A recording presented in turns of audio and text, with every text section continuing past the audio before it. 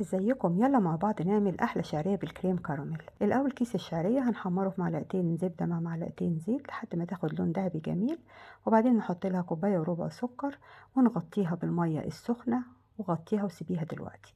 كيلو لبن هنحط عليه باكل كريم كراميل 3 معالق نشا، ربع كوبايه سكر، مكعب زبده، ونقلب على البارد وبعدين نرفعه على النار. هنشوف الشعريه بقى شربت الميه بتاعتها كده، هنوطي عليها خالص ونسيبها 5 دقايق كمان. الكريمة اتعملت بالشكل ده هنزلها. الشعرية بقى خلاص اهي استوت.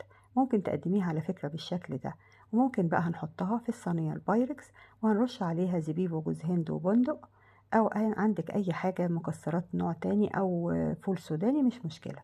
وبعدين هنحط عليها الكريمة وهي سخنة، ولما تبرد بقى خالص بدرجة حرارة الغرفة بالشكل ده كده هبدأ أزينها بالباكو بتاع الكراميل اللي بيبقى مع العبوة.